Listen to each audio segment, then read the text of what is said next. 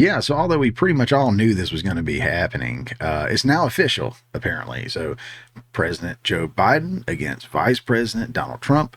They will be going head to head again in the face off for presidency. Round 2, fight. So this is only the seventh time that this has ever happened where the former president from the most recent presidency is in a rematch against the same person that they lost to in the last election. So this is pretty cool. So this is the seventh time that's ever happened. It's the first time it's happened since 1956. First time since 1956. So pretty neat there. Let's check out this article here from NPR. Trump and Biden clinch 2024 presidential nominees. The general election rematch between former President Donald Trump and President Biden is now official. Both men have now secured the required delegates to be their respective party's nominee. Biden and Trump won nearly every contest in the presidential nominating calendar so far, but the important threshold of winning a majority of delegates to the party conventions this summer has finally been met. Tuesday's contests included primaries in Georgia, a key swing state for both parties, as well as Washington and the state of Mississippi. Trump has been a de facto incumbent throughout the process, holding off several challengers throughout ceding a meaningful share of votes to former South Carolina Governor Nikki Haley. I don't know what meaningful means in this sense. It doesn't seem super duper accurate on that one. Total Republican delegates. Trump's got 1,241 and Haley took a whole 94 of them. So, man, she just really destroyed him, didn't she?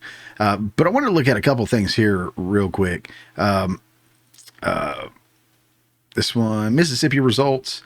You see here, Trump, of course, got his. Joe was uncontested on this one.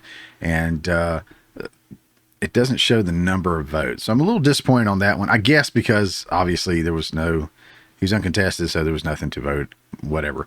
Donald Trump, 225,485 votes. For primaries, that's pretty significant right there, right? And then you go over here to Washington, which is, for so many, years, it's a blue state. It's a blue state to have the major cities that they have are extremely, extremely blue, right?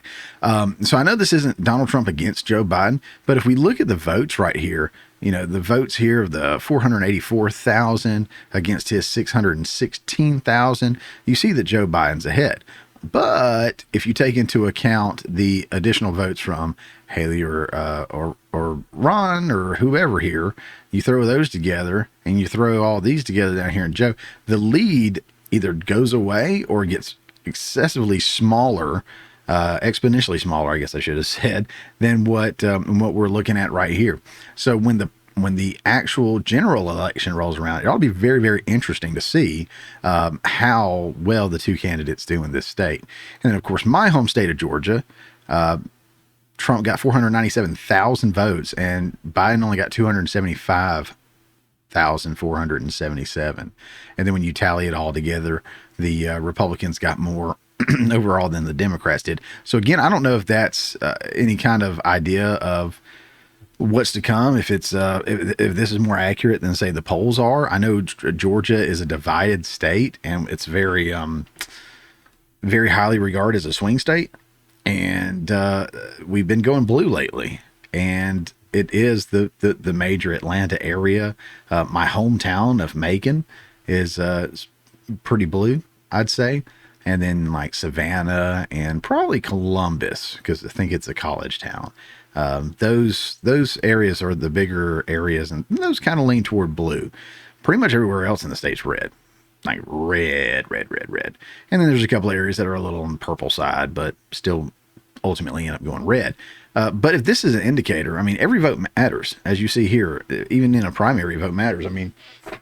I know people joke all the time about seeing these guys, on election day popping up on Facebook, like everybody's taking their pictures with their vote. Yeah, it's a big deal.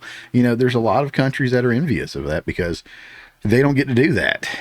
They don't have juries of their peers. They don't have elections like we have. There's a lot of freedoms that we have that a lot of people like to bitch and moan about, saying that we're, not the greatest nation, or there's plenty of other countries that do things better than us. I mean, we may not be perfect, and I'm not going to ever say that we are, but man, I mean, I think we got it right. I think we got it right on a lot of this stuff. So it's definitely important to vote. But I will say that they reached out to Biden to see what he thought about going against Trump again, and this is what he said. What must be what? Riveting. Hey guys, stay tuned to the channel. We're going to bring you more on this just explosive election year as we see Trump against Biden again. It's going to be very entertaining, as you know how Trump is. The media and all the late night hosts and everybody is working on behalf of Biden. So us little guys are out there trying to do what we can to bring honesty to the conversation. And of course, there is some bias in everybody, and my bias definitely leans toward Trump. So if you are interested in seeing the actual sources that are being used for numbers and documents and stats and all that good stuff, I'm a lot more transparent than NBC, ABC, CBS, and all those guys. And I will have my stuff down in the show notes below, in the comments, not the comments, the description down below. So you can go check those out and look up things on your own, and just make sure that I'm not cherry picking stuff like some of these other folks do. And hats off to Louder with Crowder, Steven Crowder, and the guys over there. They do the same thing, and that's where I got the idea from. Because I thought it was exceptional to see a large organization take the time to make sure all their sources were available, and it really sold me on those guys in watching them. So if you don't watch them already, I highly recommend it. In fact, anytime there's a State of the Union or election night or anything like that, I typically watch them. And they'll do a live stream, watch party kind of thing. They'll have fun with it, and they'll be streaming, CNN or somebody else who's doing it.